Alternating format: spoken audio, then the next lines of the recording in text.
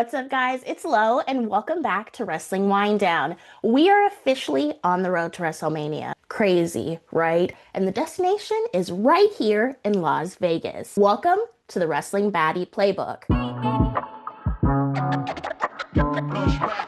If you're still kind of debating on if you want to come to Las Vegas, which it should be a yes, I'm just saying, I might be biased a little bit, or maybe you already have confirmed that you'll be coming. You have to have a game plan before you get in Las Vegas, and I'm here to help you. Let's dive right in. As somebody who has been to WrestleMania for a couple years now, I realize how overwhelming it can be to plan your WrestleMania weekend. Where do you even begin, right? You have the independent events, you have the WWE centered events, you have other companies that are in town.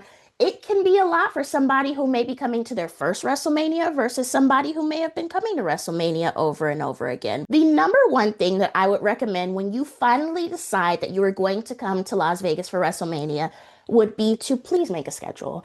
It does not matter if you are writing it in a planner. It does not matter if you are putting it in your phone, on your calendar. It doesn't matter if you're going the extra mile and making a Canva document listed out by day. Please have a schedule. It can be very easy to forget something. So what I recommend and what I do every single year I go to WrestleMania is I make a Canva document that is listed out by day. What that looks like if you are coming from it at a Canva point of view or a calendar point of view is go through your calendar, list out what time the events that you want to go to are at, list out the location because look, Vegas is not LA, but Vegas does get traffic. So you want to ensure that you are leaving your hotel, your Airbnb, your last event at the proper time so that you can make it to the event on time or whatever time you're trying to go. We don't want to miss our event, right? We pay good money to go to these events, these meet and greets, etc. Get there on time. Now, with a Canva, I would say itinerary, so to speak, the things that I usually will put in there are if I am traveling into the city, obviously I'm not traveling this time because I live here. I would definitely put your flight information if you are sharing it with fellow friends that you are traveling with, just so that everyone is on the same page. I say it with everything. Communication is so important. So making sure that everyone is on the same page about when you're flying in, when you are departing, what hotel you are staying at. I think that will really help to put your WrestleMania trip on the right foot from the get-go. So make sure you have that in your Canva document. I would also recommend if you are traveling with other people, any health ailments that they might have, any important information that they might need to know, emergency contacts, you want to make sure that you have that information in case you need it. So I would definitely include that in your document if you are making an itinerary. Now, again, in the itinerary, you're going day by day. So let's say your week starts on Thursday here in Vegas. You are going to list out Thursday and you're going to put each and every event that you plan on going to. What I like to do is I will go in there and put when the tickets have been purchased, just so that everyone is on the same page. You can also put where the event is at. You can put how much the tickets are ranging from. You could do that for all your days, right? Thursday, Friday, Saturday, Sunday. Maybe you stay Monday because you're feeling very demure. You want to go to Monday Night Raw. Sure, put Monday in there too. What I would recommend is having it be a collaborative document. If you're doing it in Canva, if you're doing it in a Google Doc, just so that if others have things to add, they can go in there at any time and update it, and you will also know who updated what and when. I would make sure before you leave your city, or if you live here, before you get out there during WrestleMania week, to have a copy on you. I'm not saying go the old school route with MapQuest. You remember what MapQuest is, youngins. Do the youngins know what MapQuest is? I don't know. If you are thinking about printing it, I would not print it. Just because, again, you could lose it. If you have a device, I would put it on the device that you have on you, so your iPhone.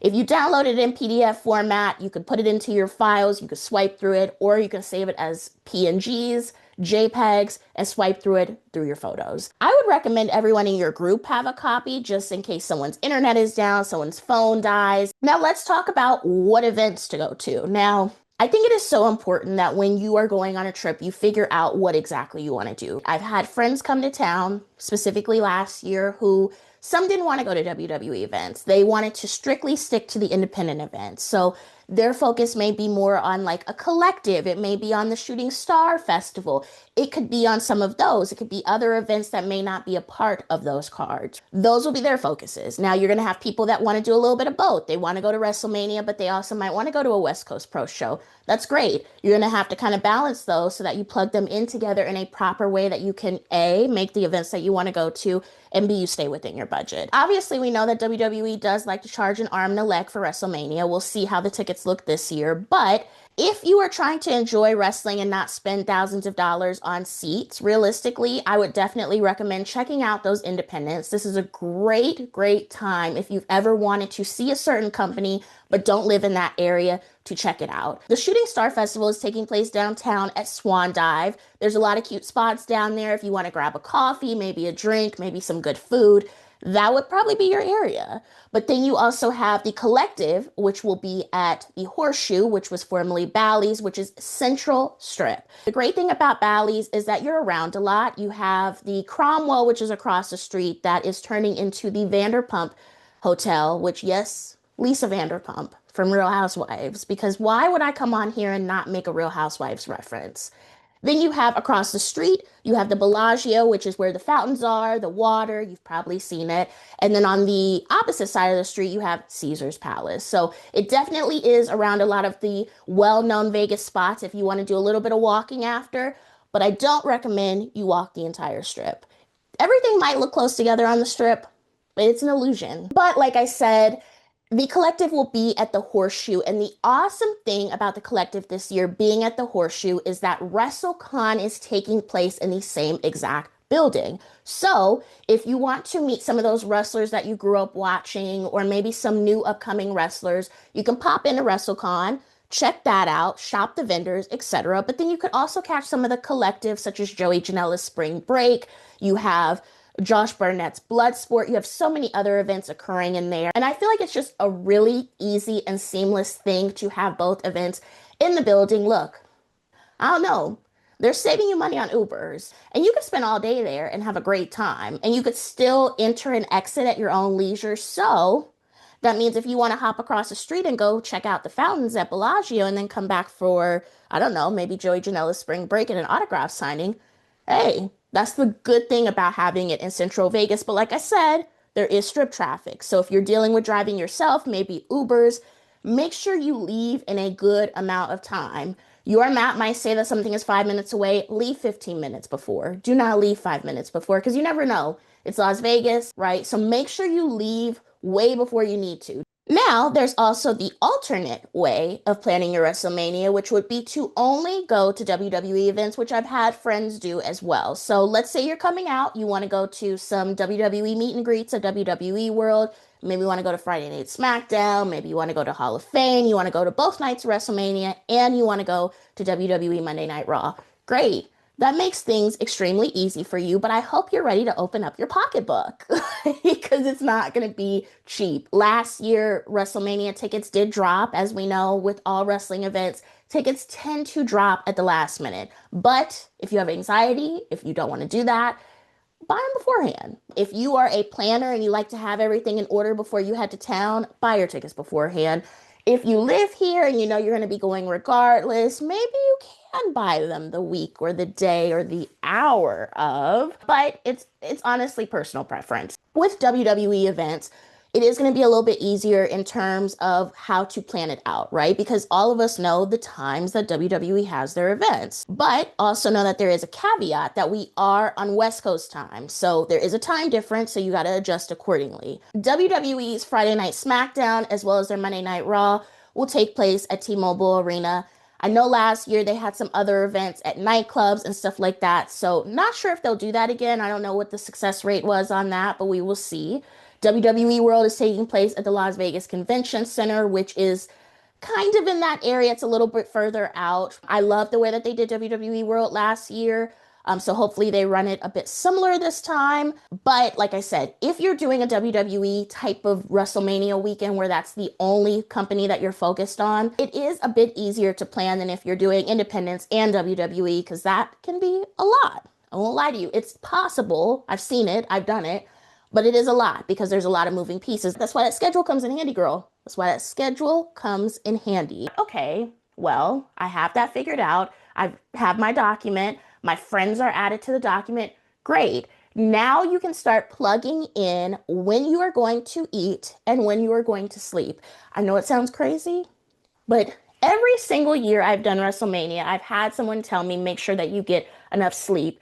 And I am so serious when I tell you this. Please get enough sleep. The graps will still be on whenever you decide to wake up, but please get enough sleep. Most of the people that I know are coming to Vegas for at least 4 days. 4 days in Vegas, from what I've heard, I can't judge because I live here, is a lifetime to some. You don't want to get sick. You don't want anything to happen. So make sure you get enough rest. Make sure that you're eating. Tequila is not food, right? Tequila is a drink that you could put with your food. Please drink water. Tequila's clear, but it's not water. So make sure that you're drinking water. Make sure that you're staying hydrated. Make sure that you're eating. Like, make sure you're taking care of yourself, right? You want to leave Las Vegas in the same condition that you got here in. So please make sure that you're taking care of yourself. All right. We figured out what shows we're going to, whether we're going the independent route, whether we're doing a little bit of both, or we are going the WWE route. Now we need to think about where we're going to go eat. The great thing about the hotels on the strip, as well as some that are off strip, they all have different options when it comes to food. So if you're looking to be on a lower budget in terms of spending for food during WrestleMania weekend, a lot of the food courts have affordable options. They will be a bit higher than off strip, just because that's the nature of the game. But then you also do have fine dining options. You do have casual dining options. So definitely keep those in mind if you are planning to come with a group. Maybe y'all want to have a nice little family style dinner at some point. I would definitely recommend you go and check out our video that we have in terms of where to dine on the strip. There are a lot more options, like I said, so we will be putting out a second video with some updates in there of some restaurants that I have tried, my friends have tried, and we've loved that are both off the strip and on the strip. Well, guys, I've given you all my tips and tricks on how to successfully start planning your WrestleMania weekend, but don't worry, we will be back with even more tips and tricks to help you plan the best WrestleMania weekend ever. Until next time, bye!